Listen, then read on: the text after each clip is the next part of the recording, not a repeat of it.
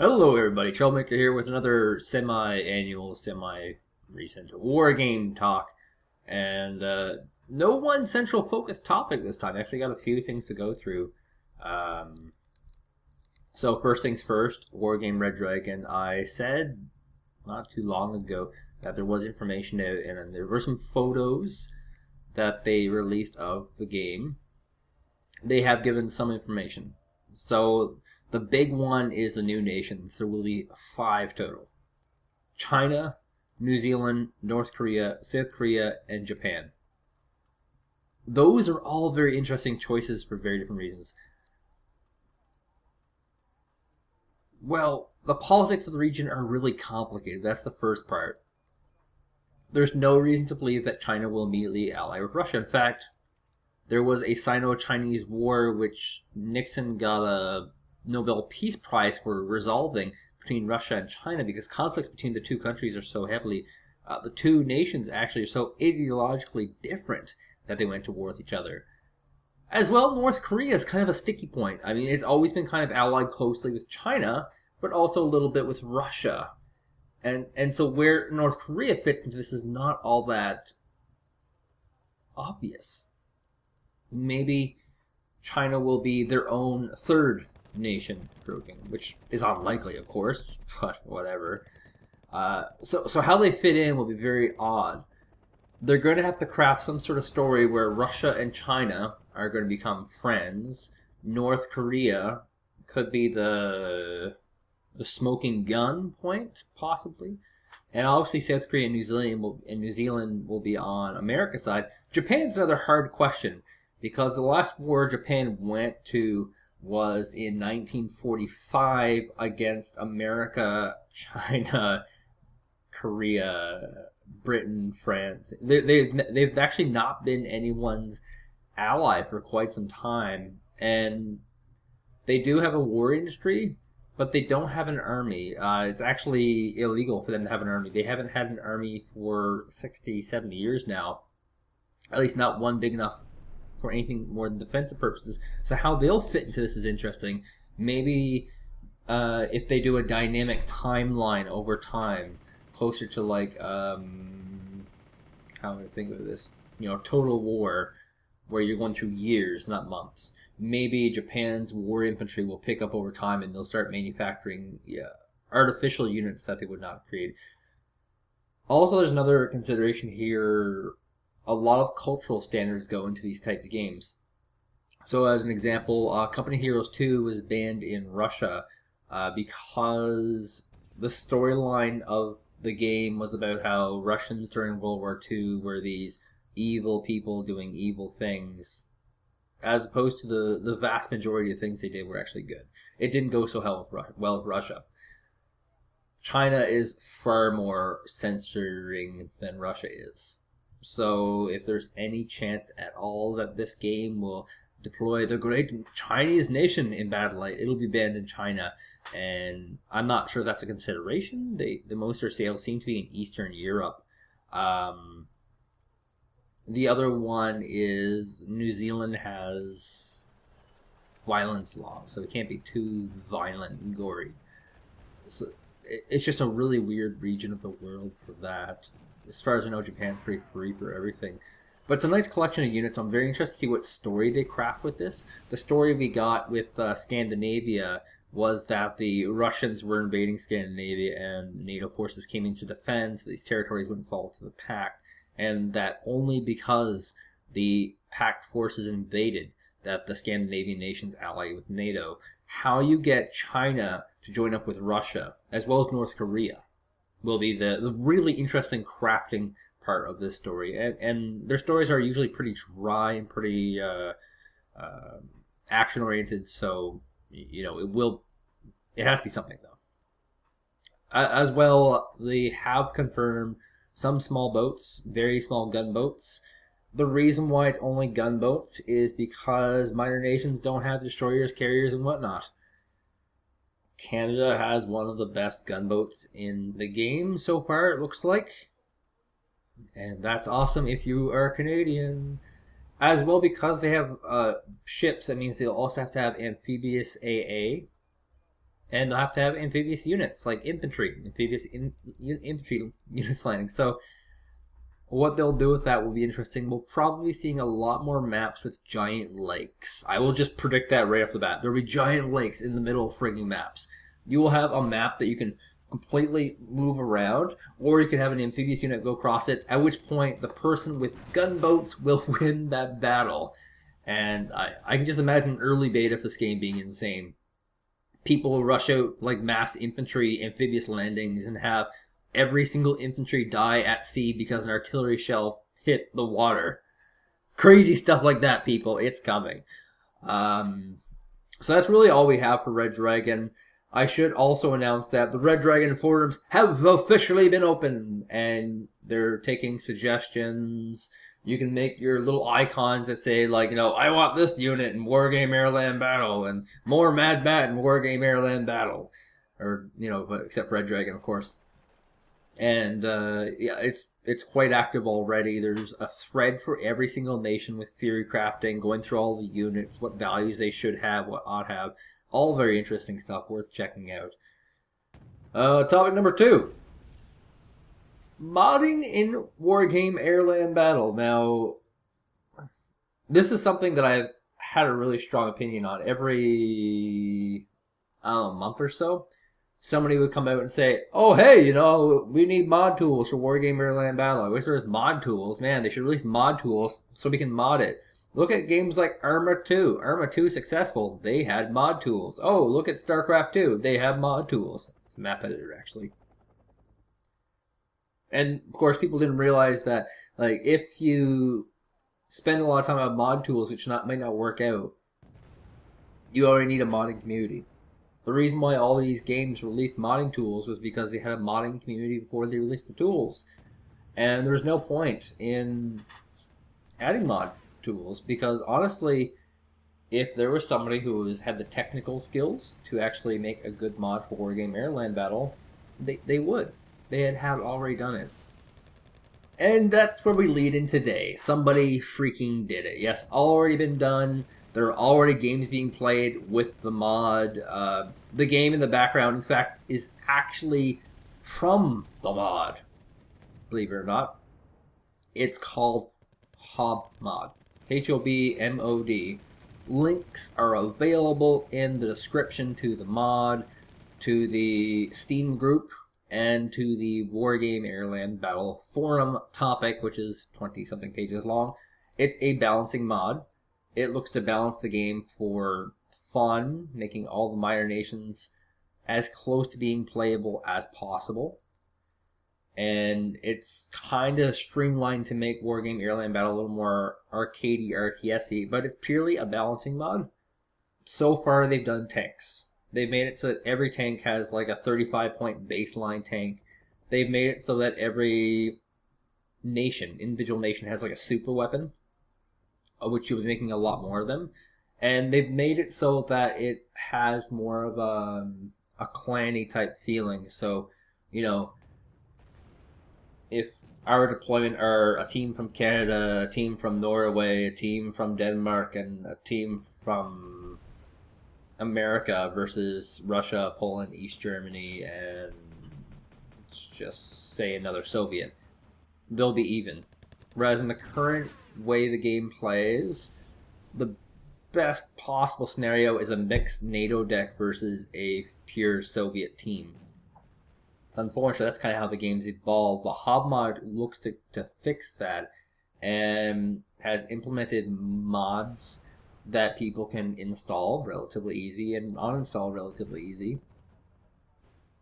And you will gain access to some new units, and they'll be working on infantry, IFVs, and whatnot.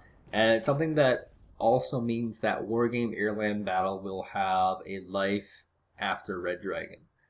If this mod is successful, and already it's been downloaded quite a bit, their forum discussion is quite huge, but they do need a little more support from players actually playing it. But if this mod does eventually become the dominant way of playing Wargame AirLand Battle, it's absolutely possible that there will be life after Red Dragon.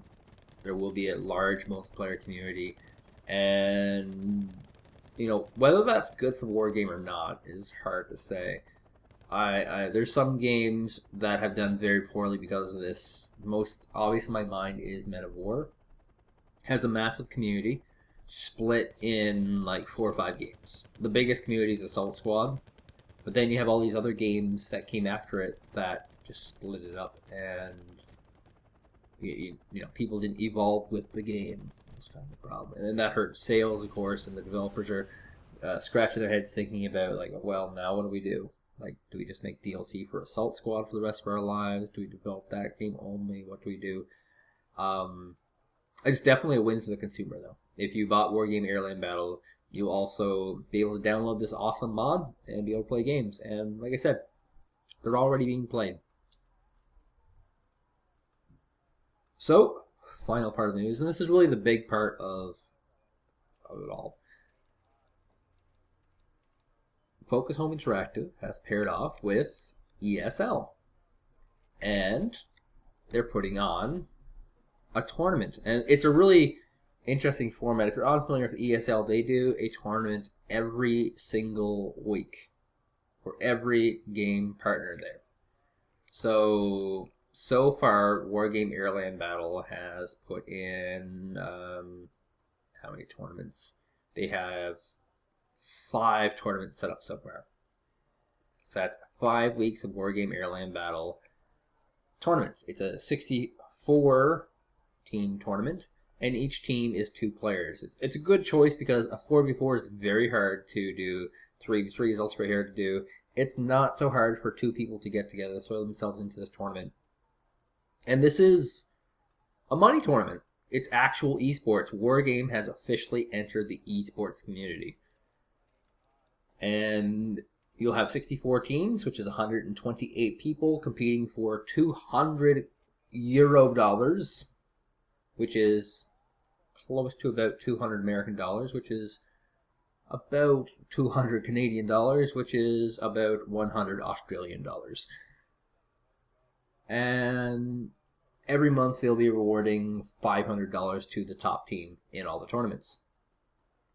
So that means they'll be rewarding about just $1,500, which isn't bad. That's on par or better than other tournaments. It's definitely on par with League of Legends, which of course they've been huge at ESL. They've done very, very well with ESL. They actually sell tickets for people to watch matches of the ESL matches, and these are only prizes for $200 every week. So that's really, really cool. They have the bracket up. As I'm recording this, they have a total of 16 days left for signups for this first one. And yeah, it'll be 16 days until the tournament begins. And that means that you're going to have a lot of matches played in one day. So for 64 teams, you'll have break down to 32, so that's 1 match. 16, that's 2 matches. 8, 3 matches. 4, it's 4 matches. 2, 5 matches. And the finals. So you have 6 matches total to get to the finals. 6 matches being played in one day. Absolutely begins Sunday, September 29th, 5 p.m. Central.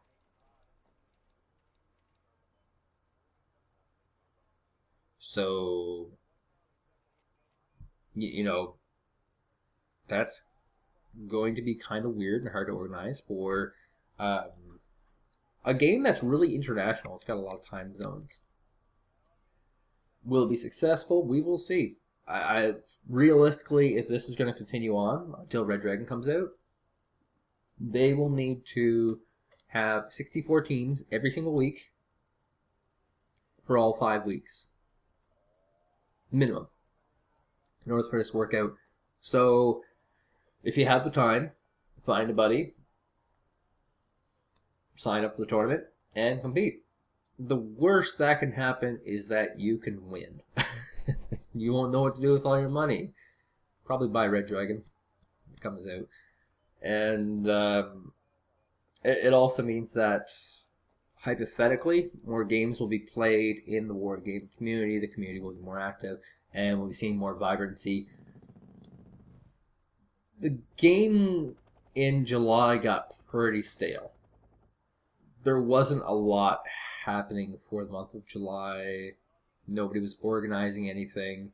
And July is basically when everyone plays. So, I mean, for a game to go stale then, well, that's something huge. But now with the tournament, this is going to be a tournament played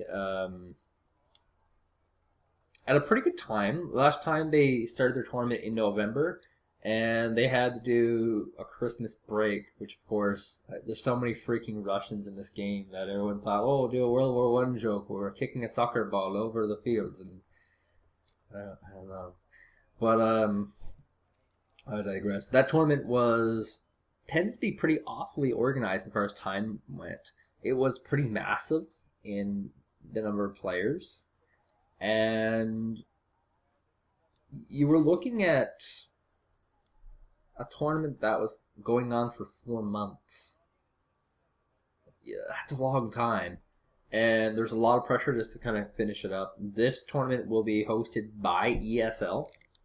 So Focus Home Interactive will be just handing the prize money over to them, and they will do it themselves. As far as I know, they are looking for moderators right now for the tournament. And these are people just who will update the brackets, record matches, enforce rules, whatnot. And if there's anyone interested in doing that, they can definitely sign up for that as well. And yeah, it is limited spots. And the format of the game, you know, of the prize money is like the best team overall for each month gets the money. So let's say they only attract 32 teams for, you know, a tournament. Well, in a 32 team situation, teams 17 through 32 get 0 points. Each point being worth something. Whereas in the 64 player tournament, 17 through 32 might get 5 points. And 33 through 64, these are positions, get nothing. Now, of course, these points won't matter too much because number 1 gets 100 points. So, to put this in perspective, number 2 gets 75 points. 3 gets 60 points. So, if you end up not having a top 4 position, regardless of sizes, you won't be getting the monthly prize money. Just how it kind of ends up being. Having said that, your chances are quite high of winning.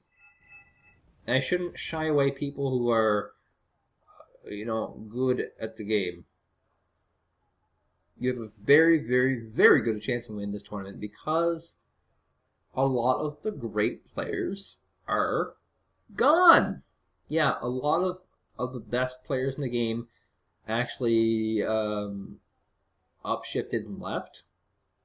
They have finals, they're busy with school, and once they finish their programs, obviously they're coming back, but this is a month in which people are doing finals and midterms. October. And that gives a great opportunity for newer players and older ones to do very well in the tournament. I would definitely recommend signing up if you can find a team of one more person. Well, I think that's my rant. I've kind of covered everything I want to talk about. You know, like I said, if you want to check out HobMod, you should. Links are in the description. And also make sure to sign up for that tournament. I'll see you guys next week with more matches. I guess I'll do more matches next week. This week, I just want to kind of talk about things in the community. So I'll see you guys next week.